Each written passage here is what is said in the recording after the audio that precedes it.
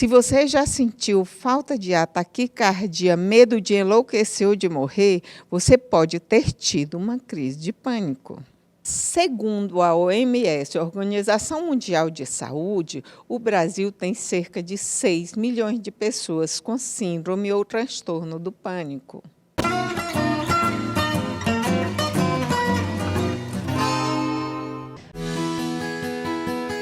Ela é baseada na personagem do livro da Tati Bernardi, que é uma mulher que vai se dando conta dos medos e das ansiedades dela. Assim, né?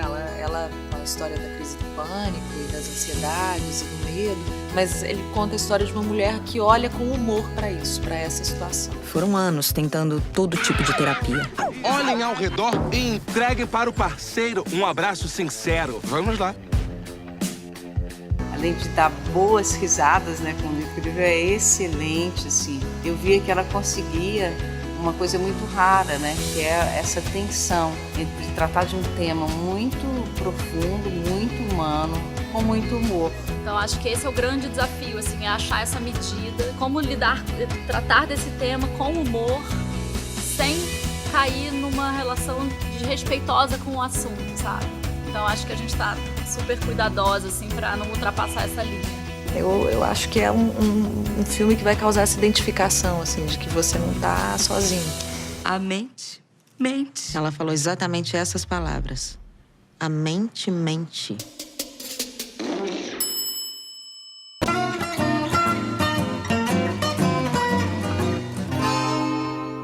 Quem é que pode manifestar as crises? Elas têm alguma ligação genética?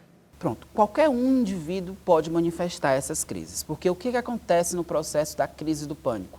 Como ela é uma forma súbita, a gente avalia, a gente tem que estudar todo o histórico do paciente, porque quando esse paciente ele chega até nós, ele chega querendo falar apenas e unicamente da situação da crise que ele vivenciou, né? Daquele momento ali de crise em que ele estava, ou que ele vivenciou, ou que ele está naquele momento vivenciando. Então a gente tem que entender todo um histórico. Por quê?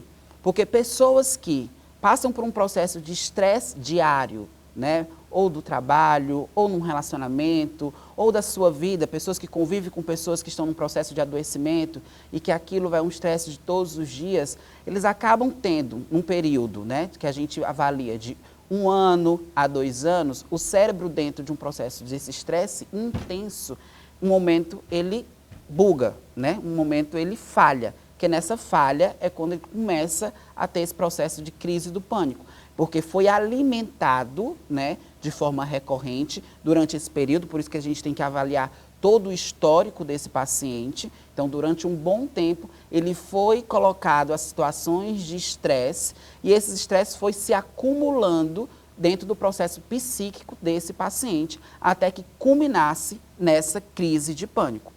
A gente pode falar dessa questão dos fatores genéticos de determinada maneira. A gente sabe que o nosso processo de personalidade, de temperamento, ele é formado por de 50% a 60%, que é um fator genético, e de 40% ou 50% de um fator ambiental. Então, eu posso ter uma genética que me favoreça a um processo ansiogênico, mas o ambiente pode, né? Se eu tenho esse fator genético, o ambiente pode ainda mais potencializar esses fatores ansiogênicos. Entendendo que essa crise de pânico, o transtorno do pânico, é um processo ansioso que passa a ser alterado dentro desse indivíduo. A pessoa pode ter desmaios, né? Se não tratado ali. Sim, porque como ele tem todos esses sinais e sintomas, a tontura, a vertigem, ela é um dos sintomas que podem acontecer dentro desse paciente. Como eu disse, ele tem a sensação de que ele vai morrer, porque como são vários sintomas ao mesmo tempo ocorrendo no mesmo indivíduo, num intervalo curto de tempo, ele tem essa sensação de morte e é uma sensação real. Por isso que quando muitas vezes eles são levados ao hospital, porque eles têm a sensação de que eles vão infartar, de que eles vão morrer, porque tem essa sensação da tontura, tem a sensação da vertigem, tem a dor no peito, né? Tem essa anestesia, essa parestesia dos músculos, tem toda essa relação envolvida.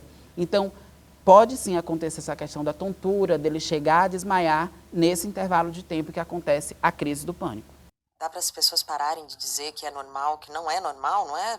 Tá viva.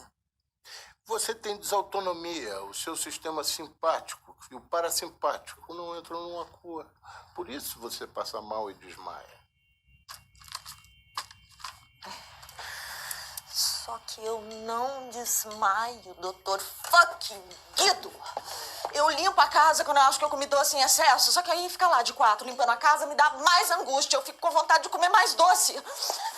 Eu rego as plantas 8 vezes quando eu vou viajar, porque, sei lá, vai que eu morro e não tem ninguém pra regar. Só que aí eu perco o voo, porque eu não paro de regar as plantas.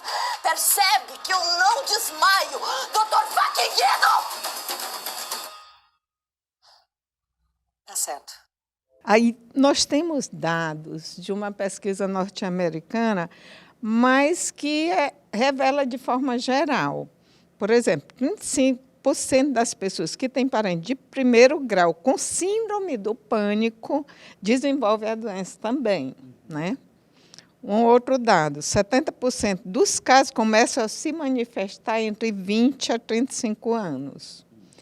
E outro dado aqui, 71% dos pacientes são mulheres. O que esses dados te dizem? Esses dados eles podem falar desde a questão da genética, né, que é essa questão que a gente herda desde 50% a 60%, então tem todo esse envolvimento genético.